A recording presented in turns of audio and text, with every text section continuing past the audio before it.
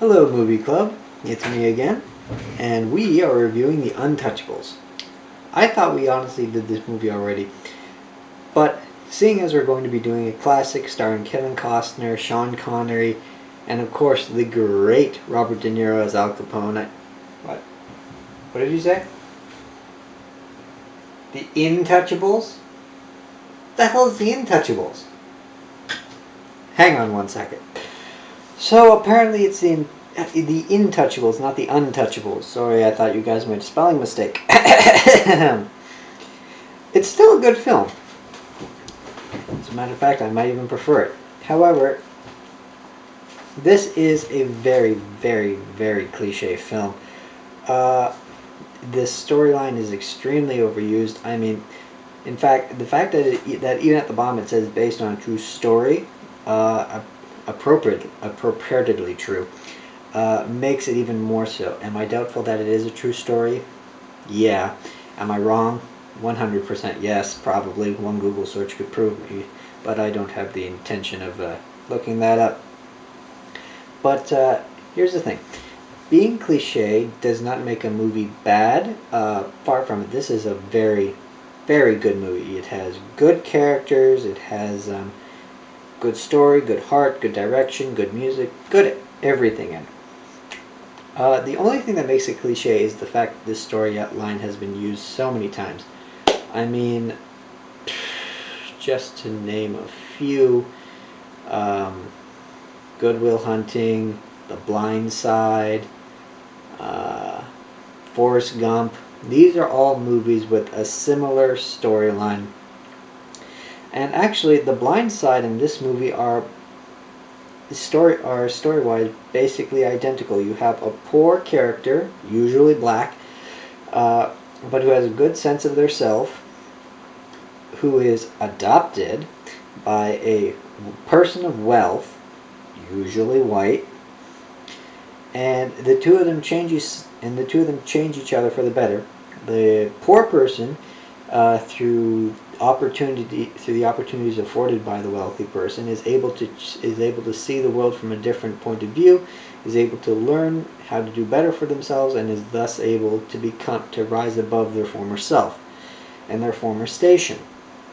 The rich person, on the other hand, who is usually either set in their ways or has one kind of routine, or is usually not very interesting, befriends and gets absorbed into the personality of this other person and learns to love life the way that they do. I mean, shot for shot, those two movies are almost the same. But it's still a very good movie. As a matter of fact, if we look at the characters through this particular lens, what we find is you have Driss, who has either never had an opportunity or who has wasted the opportunities that were given to him, and so he lives on the street. He steals things. Apparently he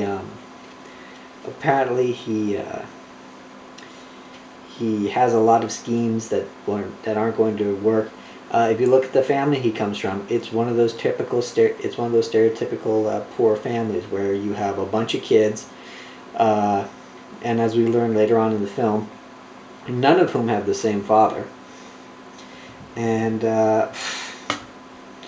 well, I don't have to say it. It speaks for itself. But as he interacts with Philip, and they learn about each other, and he learns to care for Philippe, he goes from this poor degenerate soul to a hard-working person to this very vibrant, responsible person who actually cares about somebody other than himself. Driss is clearly a product of his environment. I mean, if you look at where he comes from this gigantic brood of a family, none of whom seem to be related to each other. He has a mother who's poor. He's got no opportunity. He steals. He hangs out with people. He smokes marijuana. He does all this different stuff. He's clearly a product of his environment. But when he gets into the upper class, wealthy area that that Philippe is able to give him. Sure, he likes the fancy cars, he likes the nice suits, he likes all that stuff.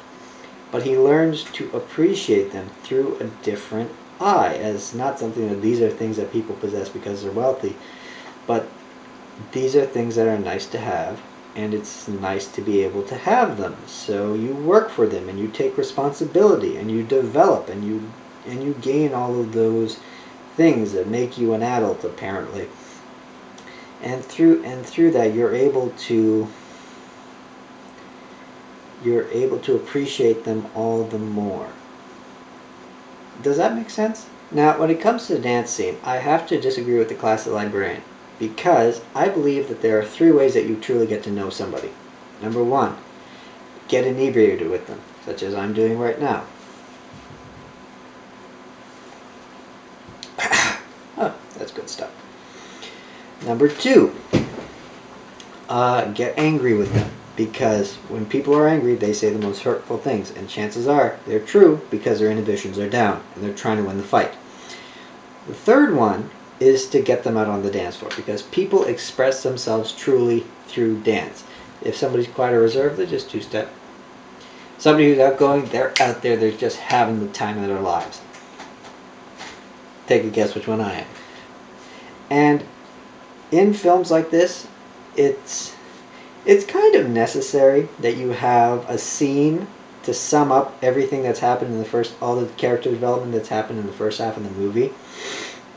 And the dance scene is perfect because you have Driss, who knows who he is, who is clearly a very strong and outgoing personality, and you have Philippe, who, because of his disability, is quiet and reserved, but he still enjoys things, and you can see through their interaction by that time period how they both changed.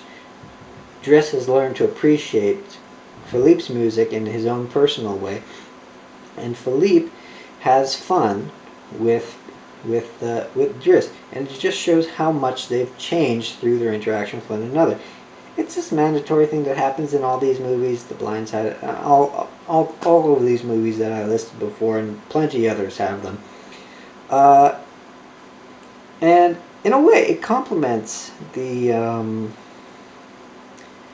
If you think of the parasailing scene where you have Driss and you have Philippe, again, it's another one of these summary scenes, and it shows that they are still one with each other, and again how they interact with one another. And if you look at the way that they're moving in it looks exactly like 2 people dancing. So again, it's this entire idea of dancing bringing out the inner self. There are no bad subplots in this movie. Each one helps to develop the character, which is good, because in a movie like this, especially one that's in a foreign language, it would be very easily to get lost in the subplots, because you have so many. You have Driss and the redhead, Driss and Philippe, Driss and his family, Driss and the nursemaid. You have Philippe and his family. You have both of them appreciating art. You have the main plot with them trying to learn about each other. You've got the daughter. You've got all these little things interacting with one another. And it would be very easily to simply drop one here or get lost in another one here. But each one furthers the story by showing us another phase of development, or another side of personality that each of these characters has. I believe this may be because this is a true story and these things actually happen. Whereas if this was a fictional story, you'd have people trying to create conflict and trying to force the story forward, and in that way certain storylines would get mixed up and tangled with one another. And in that way, the subplots will get lost. This movie is not very exposition heavy, which I personally feel is a good thing. And it has a very good use of humor in what would otherwise be a very heavy drama if it wasn't used at all, or a very crass movie if it was overused. However, the sprinkling of humor in between just funny life moments, and how they use those to connect to all of the passion and heavier material that's going on in the story, is very, very good. And under very different circumstances, where you have just humor and then heavy moments, this movie would feel extremely disjointed. Now, this is a foreign film, which makes it harder to watch, particularly if you're not fluent in in the language of the film. For example, I'm not completely fluent in French, so someone like me is relying on the subtitles to understand what's going on in the story. And this presents a problem. It's like trying to play darts and text at the exact same time. If you're not paying attention, eventually you're going to miss something, and then you're not going to understand what's happening at all. Let me give you a comparison between the silent film and the subtitled film. The reason I do this is because both of them rely on sound only to convey things like emotion. Everything else in the plot is moved forward by the actions and by the written words that the audience is reading. Now, with the layout of the silent film, you have action, title card, and it's a lateral layering. So it gives you some breathing room between action and reading, and then action and reading. And in that way allows you to get the gist of what's going on. The subtitled movie, on the other hand, is vertically layered because you have text on top of pictures on top of sound, and you're trying to put all three together in order to understand what's going on. And if you're reading at the same time, if you're reading at the time that you're not watching, you're going to miss something that might be a very subtle acting moment, or or it takes away from a very poignant scene. Overall, I would rate this movie a 9 out of 10. I would encourage you to add it to your movie collection, and I will see you next week for next week's movie club. Bye, guys.